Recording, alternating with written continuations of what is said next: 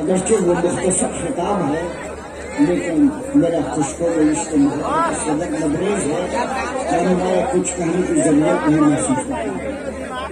یہ دور، یہ زمانہ، یہ حالات، یہ کامرانیاں جو آپ ملاحظہ فرما رہے ہو، سمجھ روحانیت قائم کر رہی ہے حضرت زاہد ملت کی، اور اس کی مکمل قیادت اور سربراہی فرما رہے ہیں شریف مفتی اعظم۔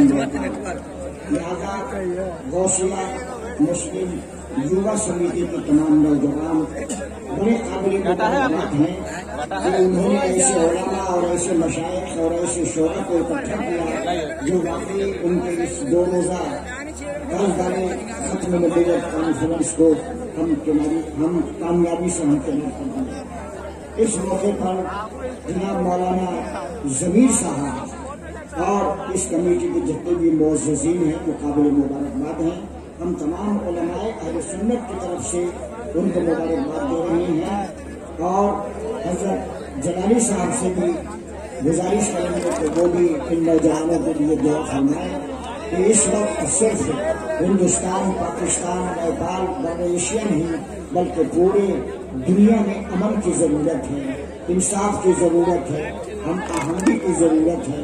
ہمارا ملک پاکستان ہو یا ہندوستان ہو یا نیپال ہو، جب امن ہوگا تو ہمارا دین بھی چمکے گا، ہماری دنیا بھی ترقی کرے گی۔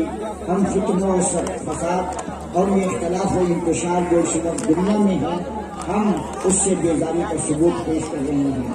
حضرت فخر ملت کی قیادت اور سربراہی پر آپ حضرات نے اعتماد اور بھروسہ کیا، یہ سب آپ کے لیے کامیابی کا ذریعہ ہے۔ میں انہیں باتوں کے ساتھ بحیثیت امیر شریعت مرکزی ادارہ شریعت پٹنہ مراد آباد آپ سے عرض کر کے رخصت ہوتا ہوں اور دعا کرتا ہوں کہ اللہ تبارک و تعالیٰ آپ کو خوش رکھے۔ اگرچہ وہ مختصر خطاب ہے لیکن میرا خوشبو عشق محبت صدق لبریز ہے کہ میں کچھ کہنے کی ضرورت نہیں محسوس کرتا۔ یہ دور، یہ زمانہ، یہ حالات، یہ کامرانیاں جو آپ ملاحظہ فرما رہے ہو، سمجھ روحانیت قائم کر رہی ہے حضرت زاہد ملت کی، اور اس کی مکمل قیادت اور سربراہی فرما رہے ہیں شریف مفتی اعظم۔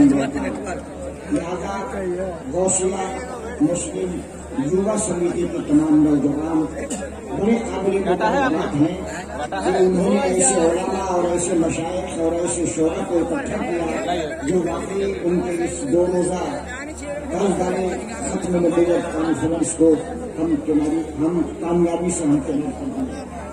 اس موقع پر جناب مولانا ضمیر صاحب اور اس کمیٹی کے جتنے بھی معززین ہیں وہ قابل مبارکباد ہیں۔ ہم تمام علماء اہل سنت کی طرف سے ان کو مبارکباد دے رہے ہیں، اور حضرت جلالی صاحب سے بھی گزارش کریں گے کہ وہ بھی ان نوجوانوں کے لیے دعا فرمائیں کہ اس وقت صرف ہندوستان، پاکستان، نیپال، بین ایشیا نہیں بلکہ پورے دنیا میں امن کی ضرورت ہے، انصاف کی ضرورت ہے، ہم آہنگی کی ضرورت ہے۔ ہمارا ملک پاکستان ہو یا ہندوستان ہو یا نیپال ہو، جب امن ہوگا تو ہمارا دین بھی چمکے گا، ہماری دنیا بھی ترقی کرے گی۔ ہم فتنوں، فساد اور یہ اختلاف و انتشار جو اس وقت دنیا میں ہے، ہم اس سے بیزاری کا ثبوت پیش کر رہے ہیں۔ حضرت فخر ملت کی قیادت اور سربراہی پر آپ حضرات نے اعتماد اور بھروسہ کیا، یہ سب آپ کے لیے کامیابی کا ذریعہ ہے۔